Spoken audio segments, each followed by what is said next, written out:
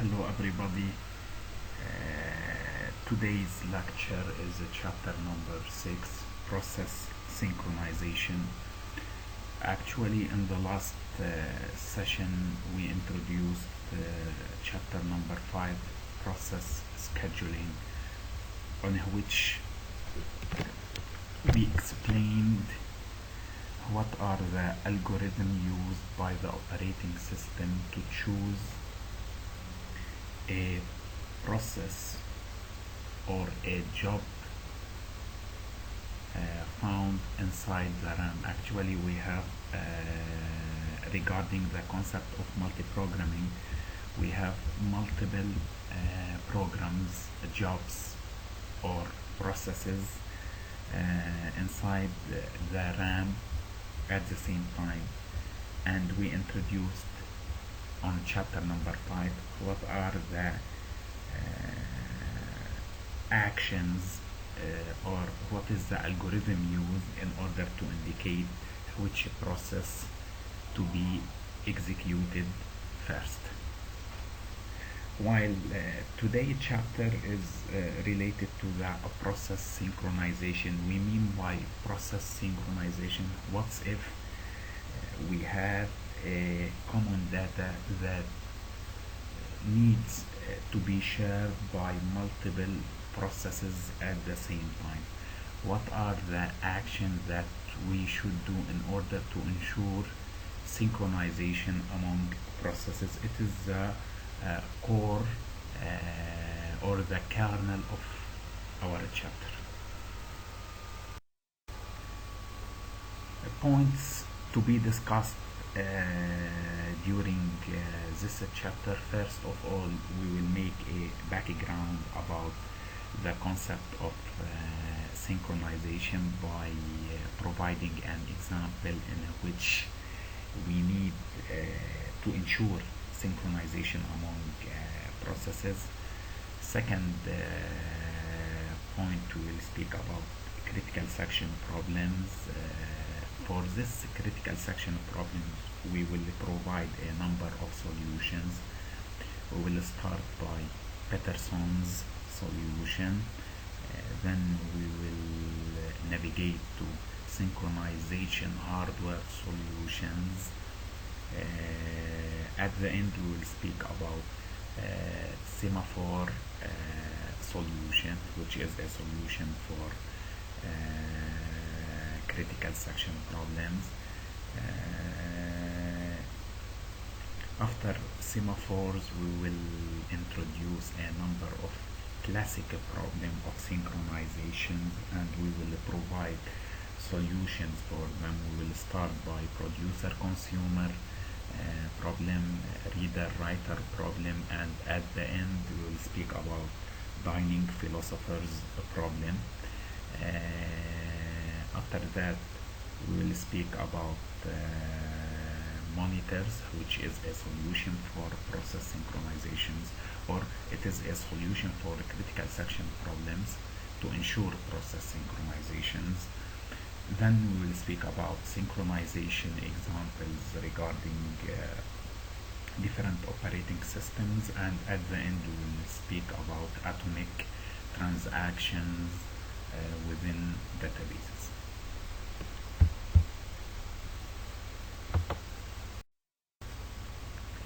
The objectives of this chapter are a number of points. First of all, to introduce the critical section problems, whose solutions can be used to ensure the consistency of a shared data,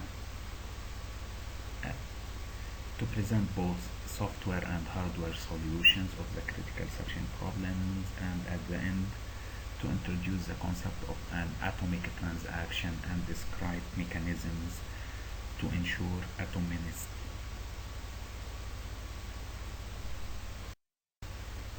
Let's start by a background. Actually, concurrent access to shared data may result in data inconsistency. Maintaining data consistency requires mechanisms to ensure the orderly execution of cooperating processes. Let's suppose that we want to provide a solution to the consumer producer problem, which we have introduced in chapter number 3 while we were looking at cooperating processes. We mean by cooperating processes are the processes that can affect or be affected by each other. As an example, let's look to the code provided for the producer and the consumer from chapter number 3. The code in front of you explain the solution for the producer consumer problem introduced in chapter number 3. Actually, what we are saying, or the algorithm of the algorithm of the solution for such a problem is to check for the producer is to check if the buffer which is the shared memory, if the buffer is full. If the buffer is full, actually the producer should wait until the consumer consumes an item from the buffer size. We can control the size or the number of items entered to the buffer and the number of items removed from the buffer by using a special variable called counter. Actually, whenever a producer introduces a new item to the buffer size, we add counter by 1, and whenever the consumer consumes an item from the buffer, we decrement the counter by 1.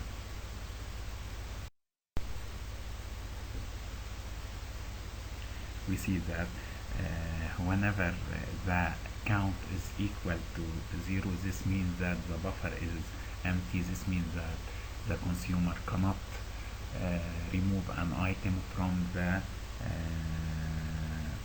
buffer. Otherwise, the consumer can consume an item from the buffer and decrement the count by 1.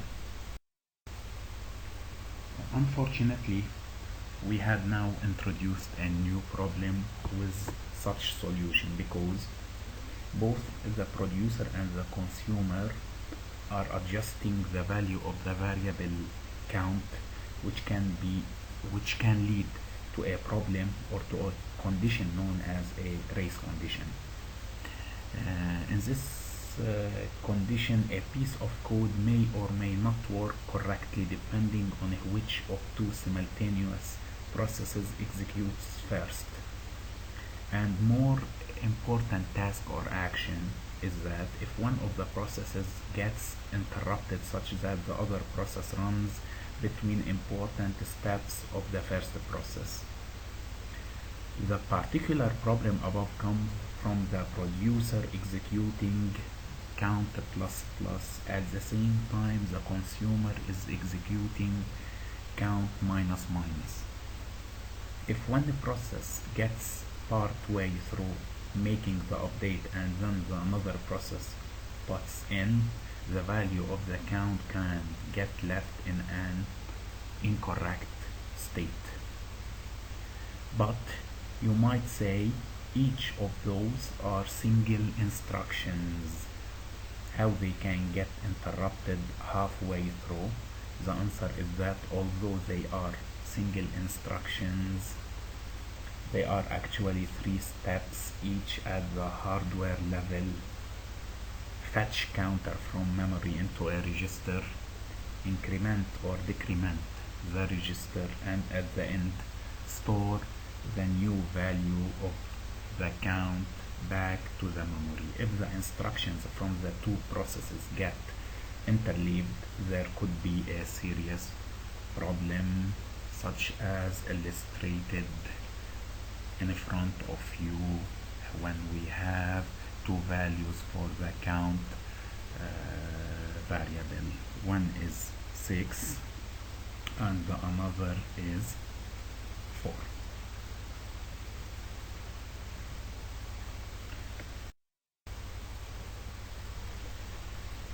The producer-consumer problem described above is a specific example of a more general situation known as critical section problem.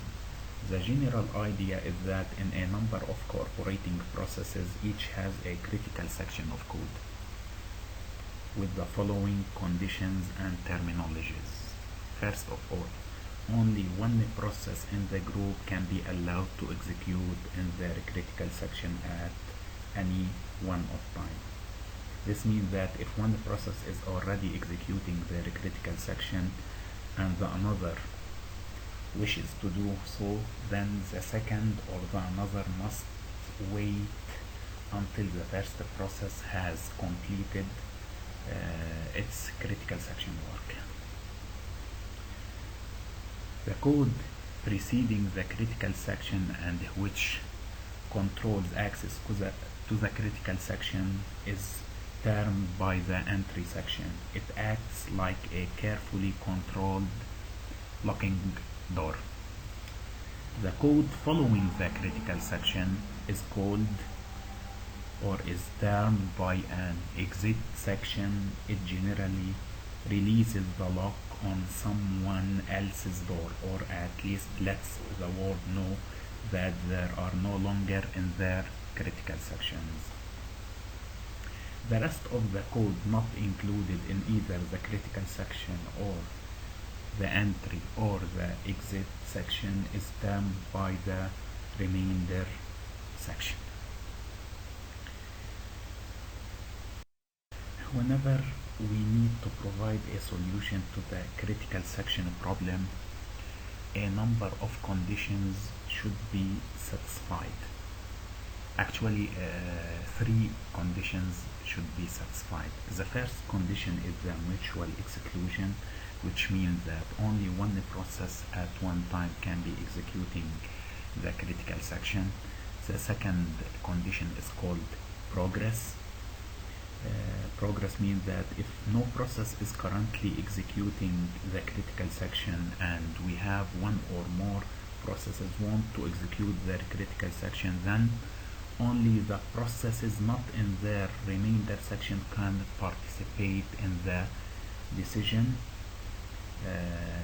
The third condition is called bounded waiting, which means that there should exist a limit as to how many other processes can get into their critical section after a process request entry into the critical section and before the request is granted.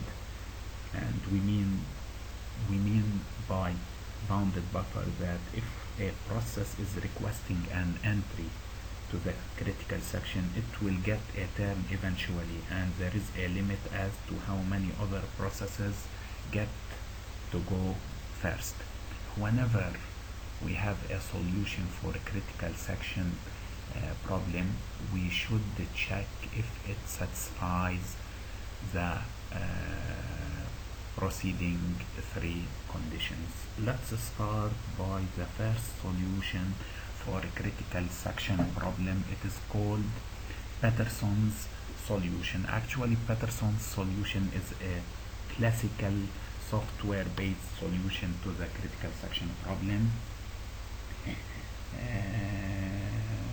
The most disadvantage of such solution is that there is no guarantee to work on modern hardware, because actually it works with the general functionalities of the CPU, which are load and store operation, which differs among CPUs. Peterson's solution is based on two processes, process 0 and process 1, which alternate between their critical section and the remainder sections. Peterson's solution requires two shared data items, integer term, which means it indicates whose term is to enter into the critical section. If term is equal to I, then this means that process I is allowed into their critical sections. The another shared data item is a boolean flag of 2, which indicate when a process wants to enter into the critical section. When the process I wants to enter to the critical section, it sets flag of I to true.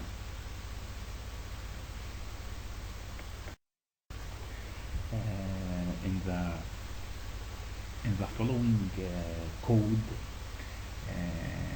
the entry and the exit sections are highlighted.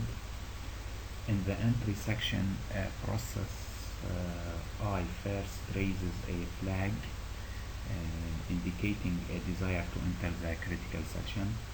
Then turn is set to J to allow the other process to enter their critical section if a process J so desires.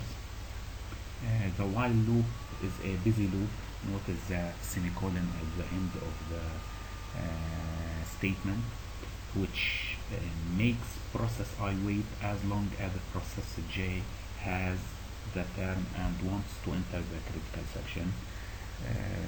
After that,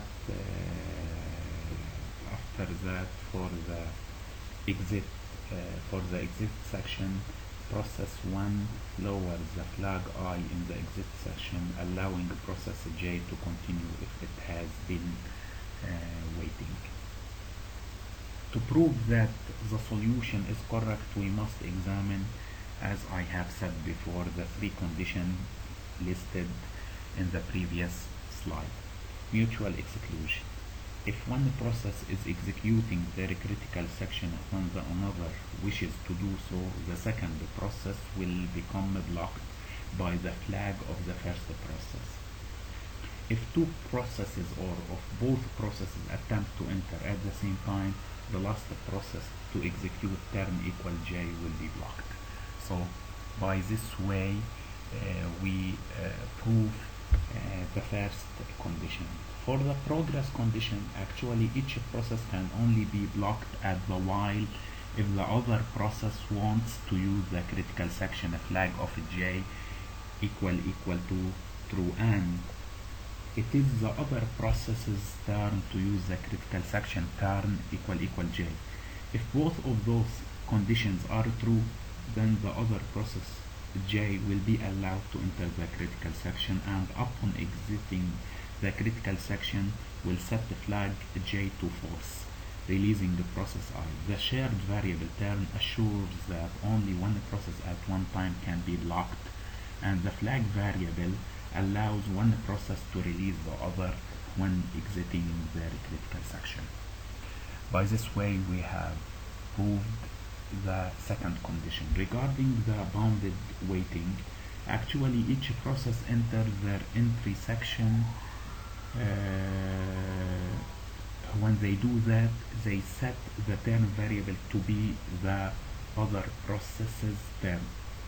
Since no process ever sets it back to their own term, this ensures that each process will have to let the other process go first at most one time before it becomes their turn again. By this way, actually we prove that this solution, the software Peterson solution,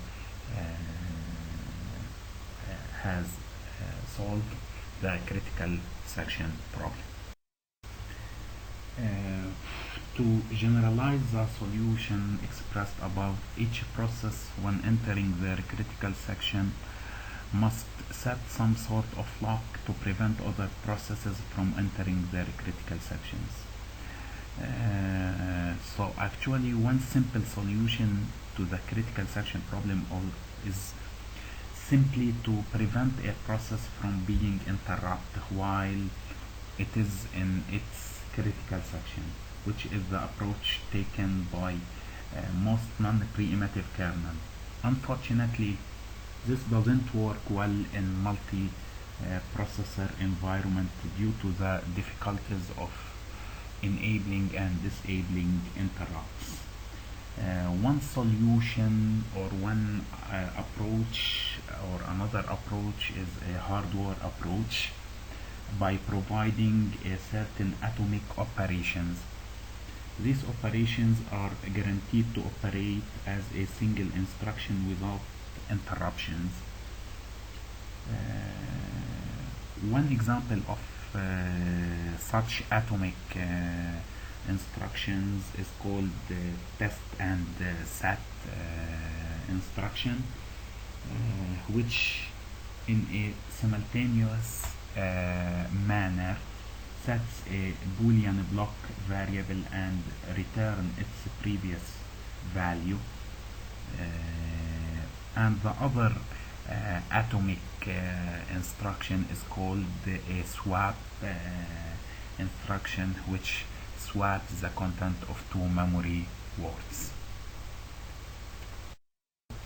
So as I have said, one of the solutions or hardware solutions for the critical section problem is by providing a special type of locks in which whenever a process needs to enter its critical section, it will set or it will acquire a lock preventing other processes to enter the critical section, and whenever it finishes, it will release the lock to allow other processes to proceed.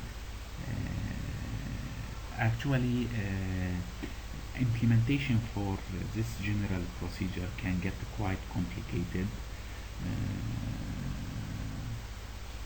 and may include hardware solutions, as I have said in the previous slide.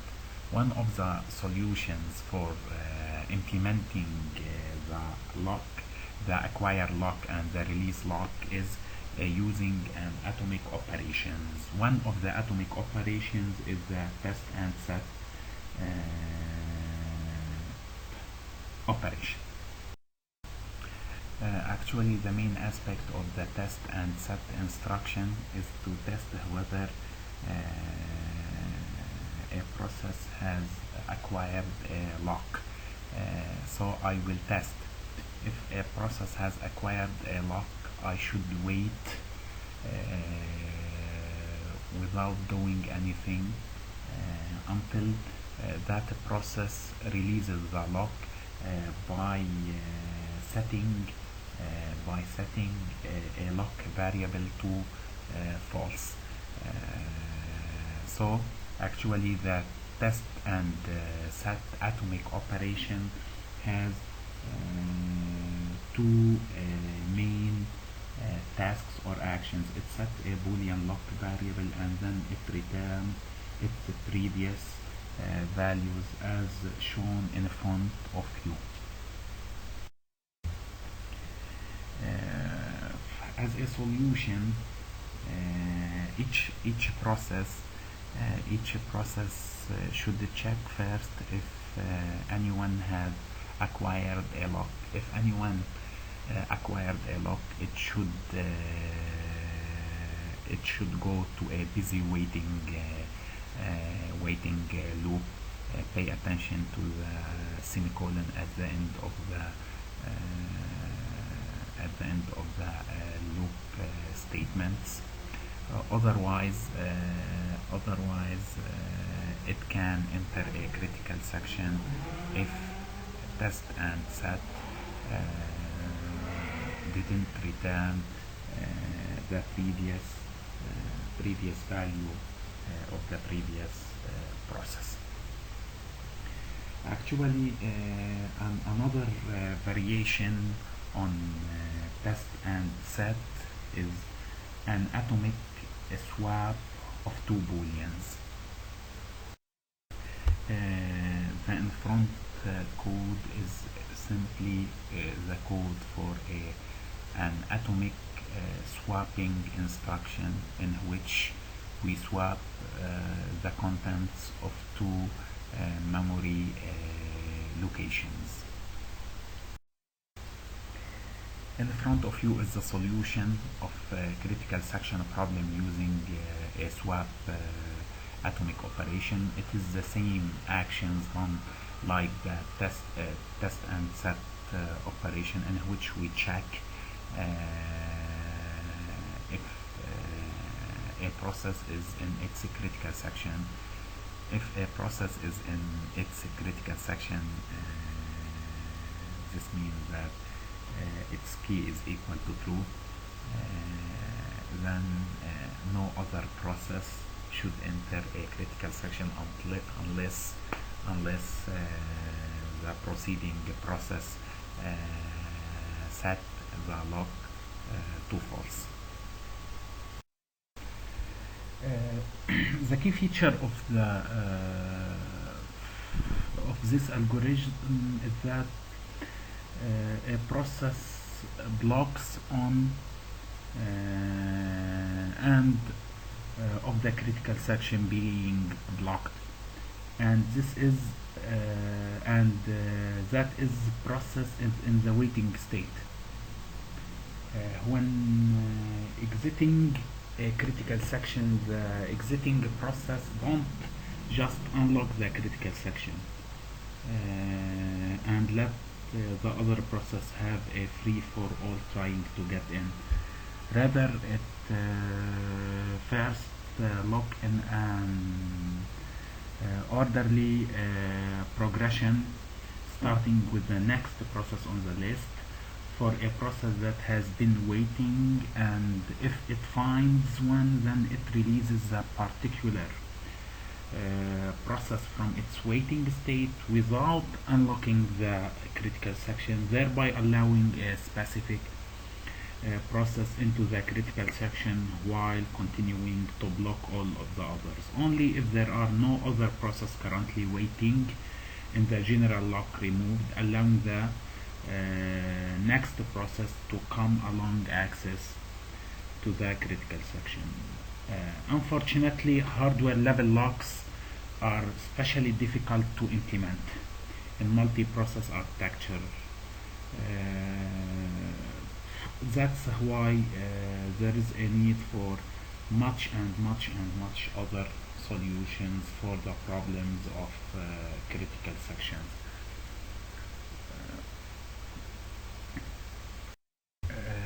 A more robust alternative to simple mutex is to use semaphores, which are integer variables for which only two atomic operations are defined: the wait operation and the signal operations, as shown in front of you. Note that not only must the variable changing steps s minus minus and s plus plus be indivisible, it is also necessary that for the wait operation, when the test proves false, that there be no interruptions before s gets decremented. It is okay, however, for the busy wait to be interrupted when the test is true, which prevents the system from hanging forever. In practice, semaphores can take one of two forms. Binary semaphores can take on one of two values, either 0 or 1. They can be used to solve the critical section problems as described in front of you with the code provided. There is another type of semaphores which is called a counting semaphore, which can take on any integer value and are usually used to count the number remaining of some limited resources. The counter is initialized to the number of such resources available in the system, and whenever the counting semaphore is greater than 0, then a process can enter a critical section and use one of the resources. When the counter gets to zero or negative value in some implementations, then the process blocks until another process frees up a resource and increments the counting semaphore with a signal code. Semaphore can also be used to synchronize certain operations between processes. For example, suppose it is important that process 1 execute statement S1 before process B2 execute statement S2. First, we create a semaphore named synchronize that is shared by two processes and initialize it to 0. Then in process B we insert the code S1 and call the method signal with an attribute called sync. And in process 2 we insert the code wait for sync, and after it run the statement S2. Because sync was initialized to 0, process 2 will block on the wait until after process 1 executes the call to the signal. Implementation of the semaphore. The big problem with semaphores is the busy wait in the busy loop in the wait call, which consumes CPU cycles without doing any useful work. This type of lock is known as a spin lock, because the lock just sits there and spins while it waits. While this is generally a bad thing, it does have the advantage of not invoking context switches and so on. And so it is sometimes used in multiprocessing systems when the wait time is expected to be short. One thread spins on one process while another completes their critical section on another processor. An alternative approach is to block a process when it is forced to wait for an available semaphore and swap it out of the CPU. In this implementation, each semaphore needs to maintain a list of processes that are blocked waiting for it, so that one of the processes can be woken up and swapped back in when the semaphore becomes available. For that, whenever it gets swapped back into the CPU immediately, or whether it needs to hang out in the ready queue for a while, is a scheduling problem, and it is not a synchronization problem. With each semaphore there is an associated waiting queue. Each entry in the waiting queue has two data items, value, which is an integer variable holding the value of the semaphore, and a pointer to the next item in the list. Actually, two main operations work.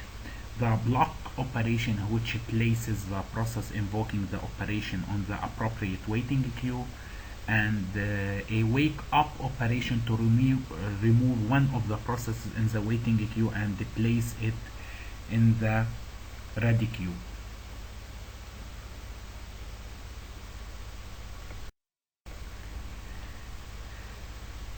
Actually, the code in front of you is the implementation of the semaphore with no busy waiting queue. Note that in this implementation the value of the semaphore can actually become negative, in which case its magnitude is the number of the processes waiting for that semaphore. This is a result of decrementing the counter before checking its value. The key success of semaphore is that the wait and the signal operation be atomic. That is, no other process can execute a wait or signal on the same semaphore at the same time. Other processes could be allowed to do other things, including working with other semaphores. They just cannot have access to this semaphore. On On single processors, this can be implemented by disabling interrupts during the execution of wait and signal. In multiprocessor, systems have to use more complex methods, including the use of spin locking. One important problem that arises when using semaphores to block processes waiting for a limited resource is the problem of deadlocks, which occur when multiple processes are blocked, each waiting for a resource that can only be freed by one of the other blocked processes, as illustrated in the following example. Deadlocks will be covered more completely in chapter number 7 actually. We can notice that process number 1 is waiting for the semaphore S, process number 0 is waiting for the semaphore S, and the process number 0 is also waiting to the semaphore Q. At the same time, process number 1 is waiting for the Q, and the process number 1 is also waiting for S. Actually, process 0 and process 1 are waiting for the resources available by one of the other. Another problem to consider is that something called starvation, in which one or more processes gets blocked forever and never get a chance to take their turn in the critical section. For example, in the semaphores in front of you example, we didn't specify the algorithm for adding processes to the waiting queue in the semaphore in the wait code, or selecting one to be removed from the queue in the signal code. If the method chosen is FIFO, queue first in first out queue, then every process will eventually get their turn. But if a LIFO queue is implemented instead, then the first process to start waiting could start. For the priority inversion, a challenging scheduling problem arises when a high priority process gets blocked waiting for a resource that is currently held by a low priority process. If the low priority process gets preempted by one or more medium priority processes, then the high priority process is made to wait for the medium priority process to finish before the low priority process can release the needed resource, causing a priority inversion. If there are enough medium priority processes, then the high priority process may be forced to wait for a very long time.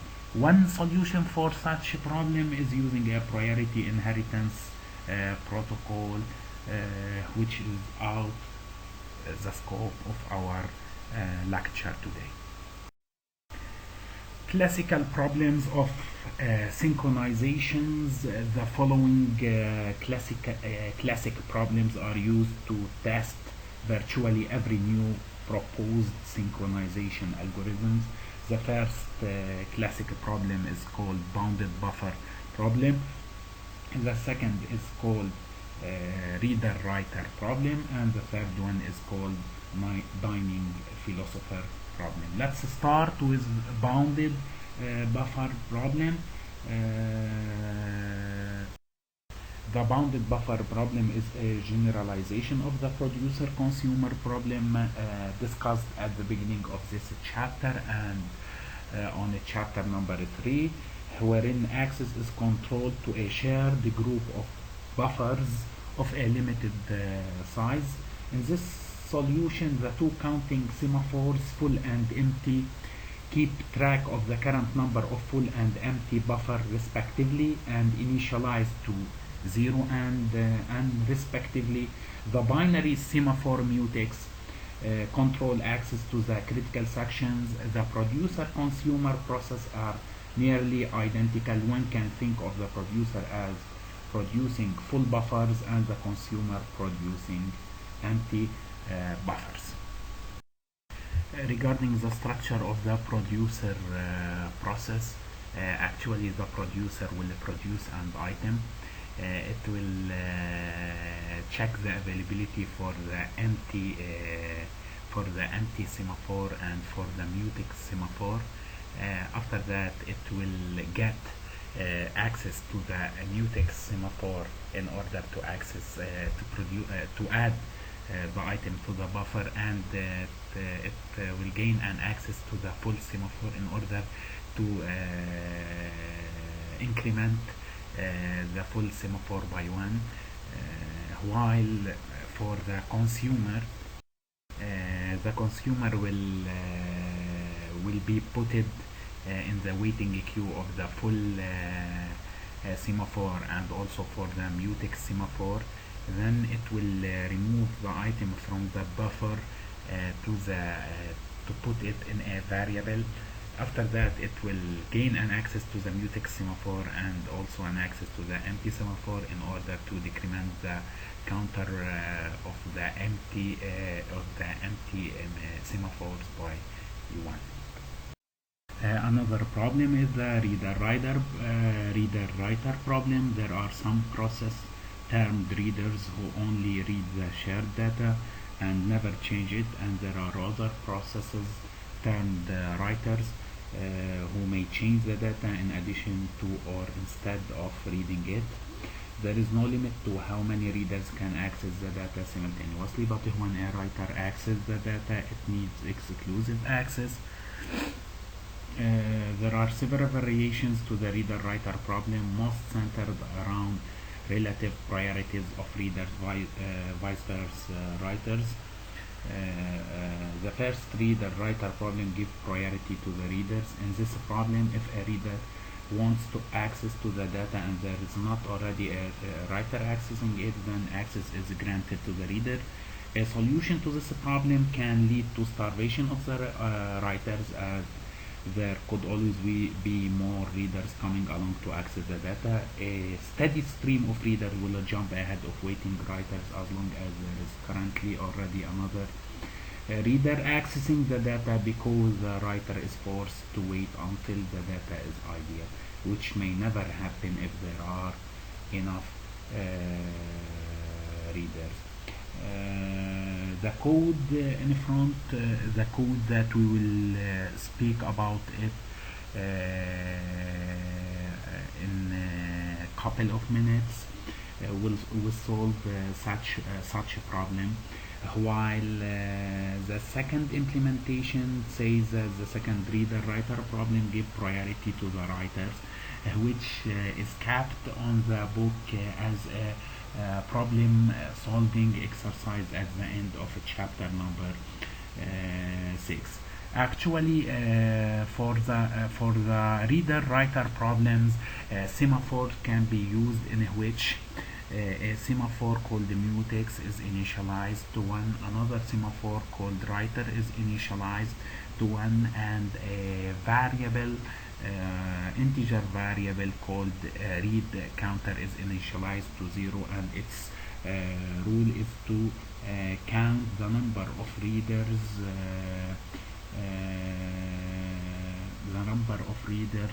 that needs to access the data set.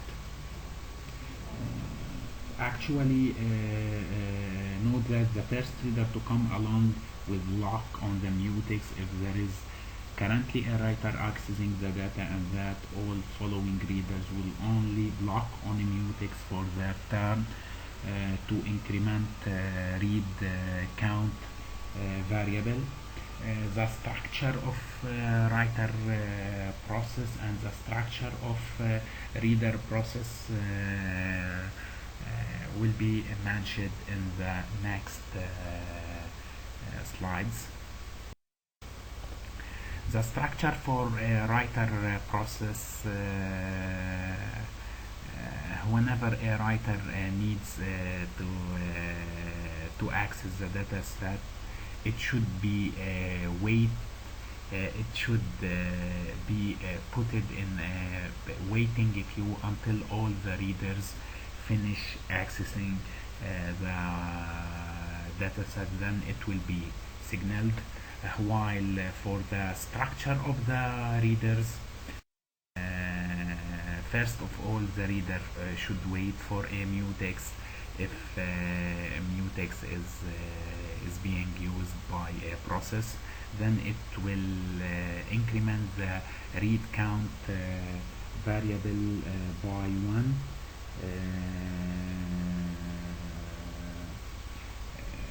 The first reader to access the data will set the lock, and the last reader to exit will release it.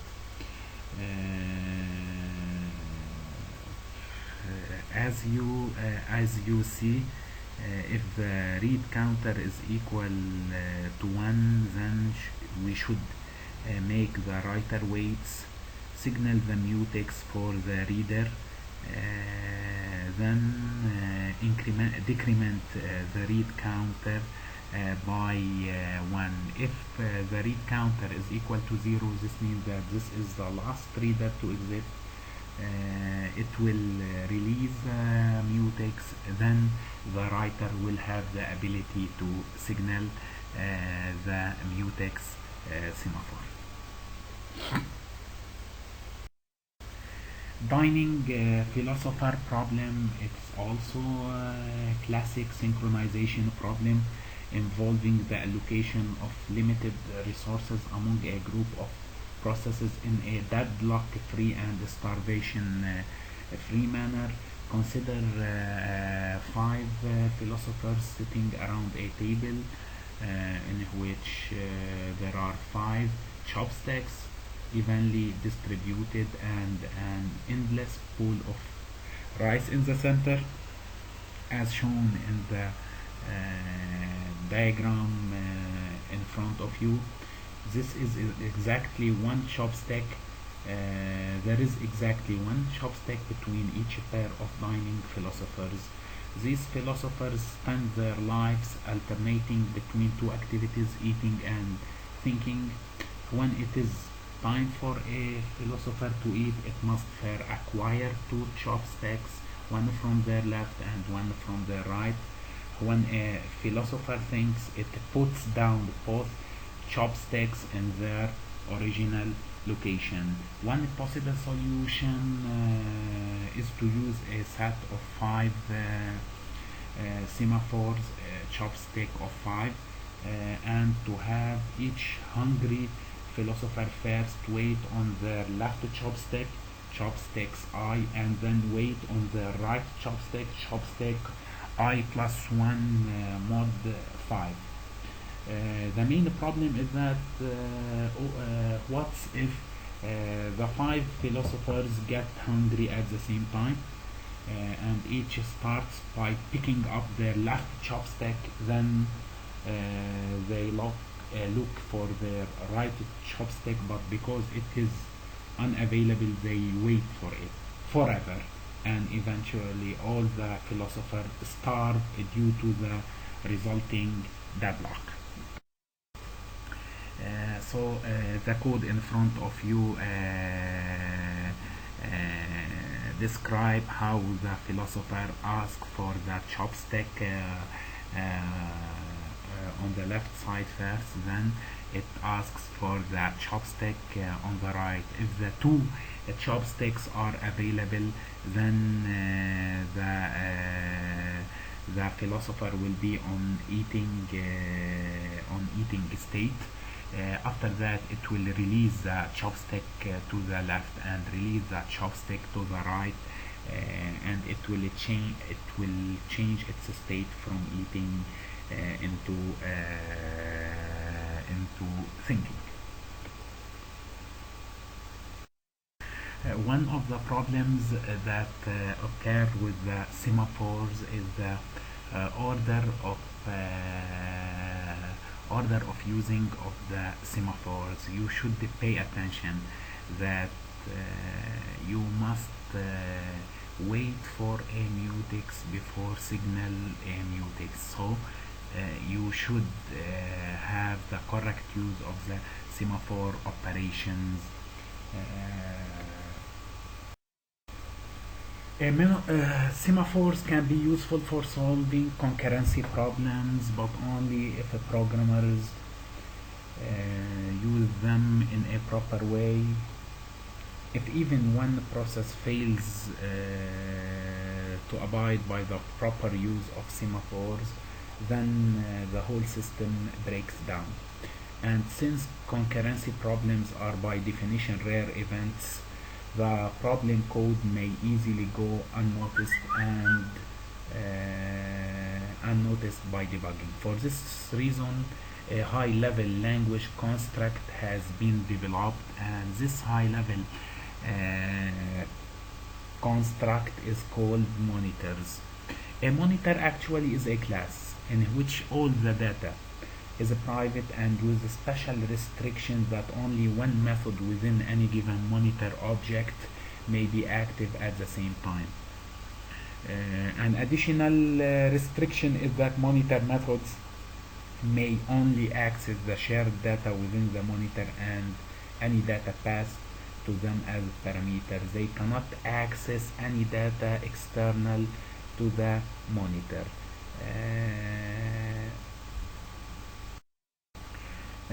Figure in front of you shows a schematic of a monitor with an entry queue of processes waiting their turn to execute monitor operations. And when we say monitor operations, we mean monitor methods. In order to fully realize the potential of monitors, we need to introduce one additional new data type, which is known as a condition. A variable of type condition has only two legal operations, a wait operation and a signal operation. If x was defined as type condition, then the legal operations will be x dot wait and x dot signal. The wait operation blocks a process until some other process calls signal and adds the blocked process onto a list associated with that condition. The signal operation or process does nothing if there are no processes waiting on that condition. Otherwise, it wakes up exactly one process from the conditions list of waiting process and let us access it.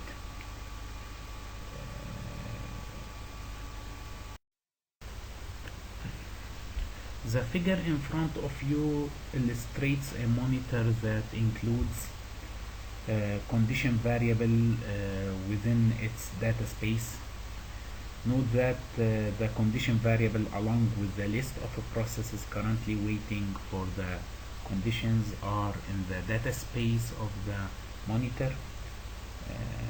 The process on these lists are not in the monitor in the sense that they are not executing any code in the monitor.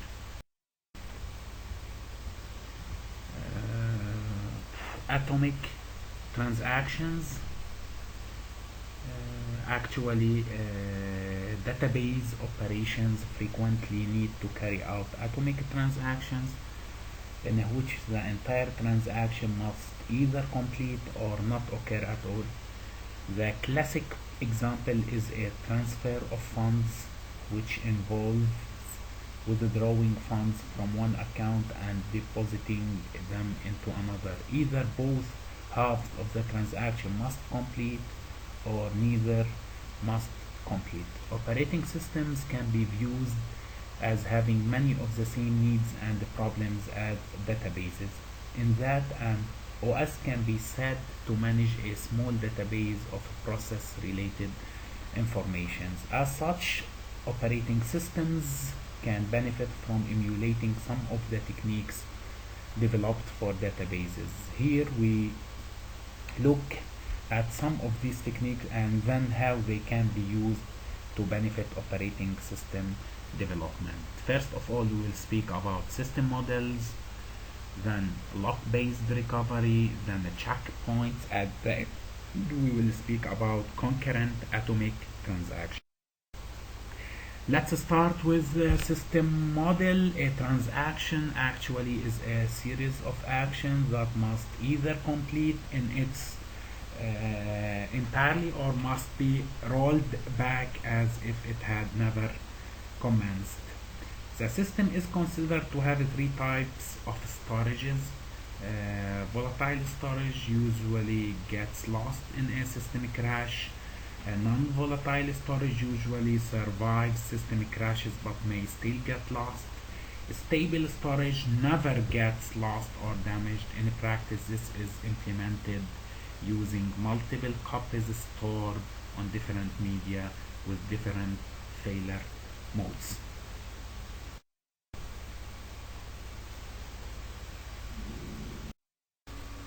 Log-based recovery. Before each step of a transaction is conducted, an entry is written to a log on stable storage. Each transaction has a unique serial number. The first entry is a start.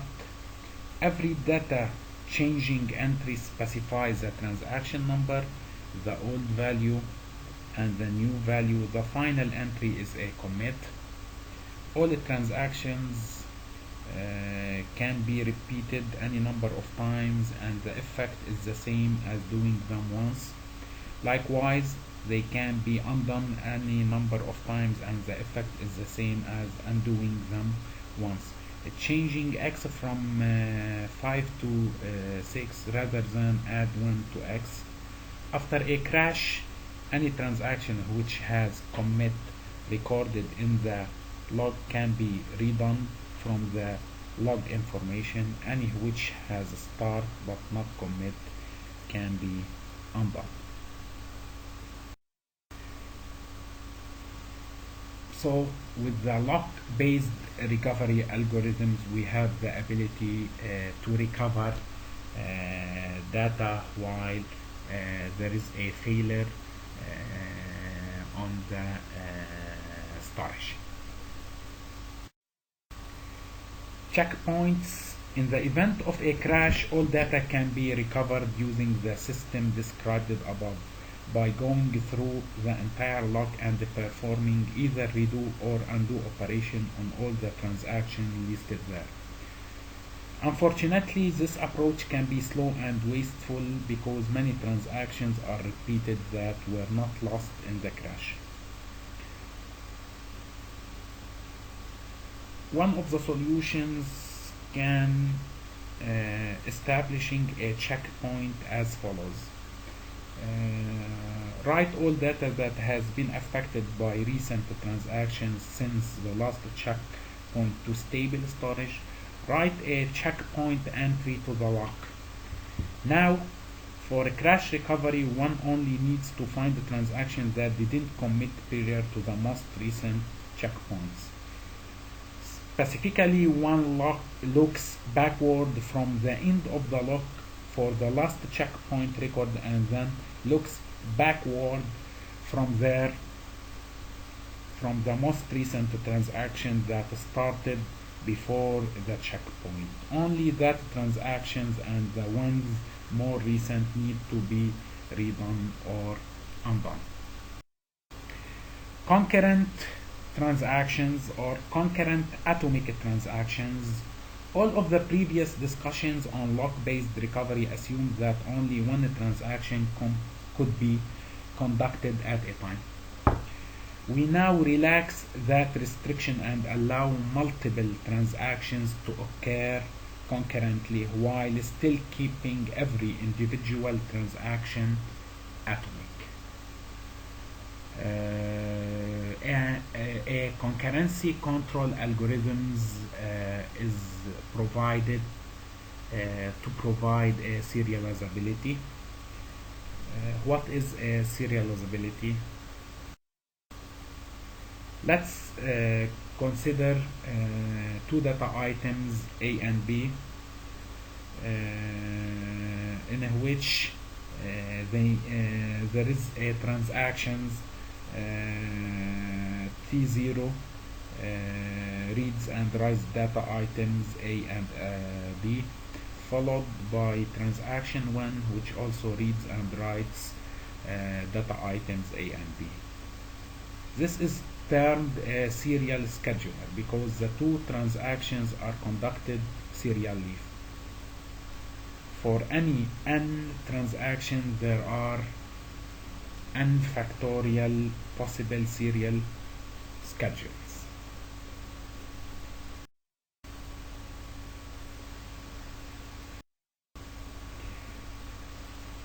A non-serial schedule is one on which the steps of the transactions are not completely serial. They interleave in some manner. Non-serial schedules are not necessarily bad or long, as long as they can be shown to be equivalent to some serial schedule. A non-serial schedule can be converted to serial one is said to be conflict serializable. So we have the ability to convert a non-serial schedule to a serial schedule. Figure in front of you mentions the legal steps in the conversion. Two operations from different transactions are said to be conflicting if they involve the same data item and at least one of the operations is a write operation. Operations from two transactions are non-conflicting if they either involve different data item or don't involve any write operations. Two operations in a schedule can be swapped if they are from two different transactions and if they are non-conflicting. A schedule is conflict serializable if there exists a series of valid swap that converts the schedule in a serial schedule.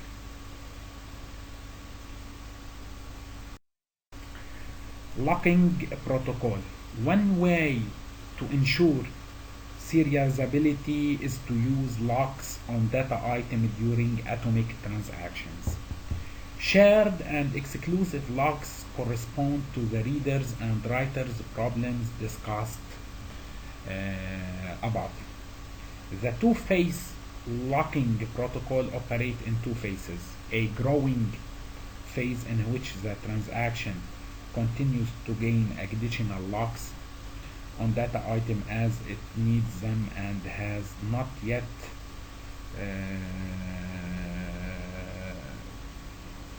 released the lock.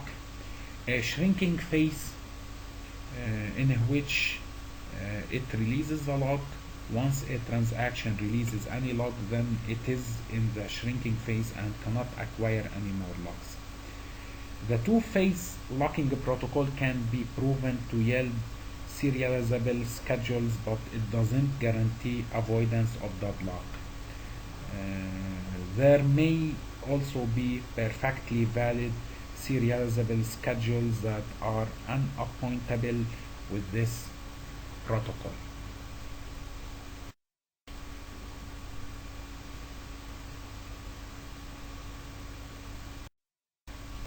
Timestamp based protocols. Under the timestamp protocol, each transaction is issued a unique timestamp entry before it begins execution. This can be the system time on systems where all process access the same clock, or some non-decreasing serial number. The timestamp for transaction TI is denoted by TS of TI.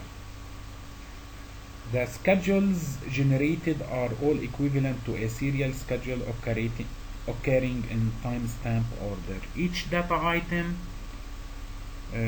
also has two timestamp values associated with it. The W timestamp, which is the timestamp of the last transaction to successfully write the data item, and the R timestamp is the timestamp of the last transaction to successfully read from it. Please note that these are the timestamps of the respective transaction, not the time at which the read or write occurred. The timestamps are used in the following manner. Suppose that we have a transaction Ti issues a read on the data item Q. If Ts of Ti less than the W timestamp for Q, then it is attempting to read data that has been changed. Transaction Ti is rolled back and restarted with a new timestamp. If Ts of Ti greater than the W timestamp for Q, then the R timestamp for Q is updated to the later of its current value and Ts of Ti.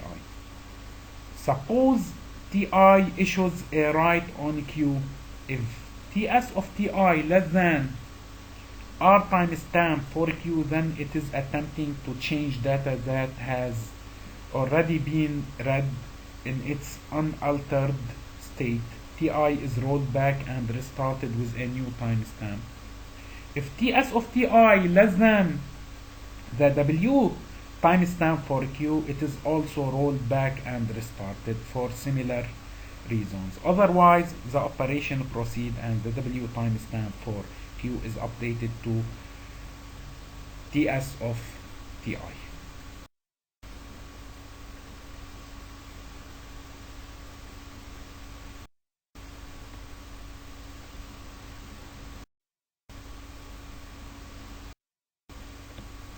I would like at the end to thank you all for your listening.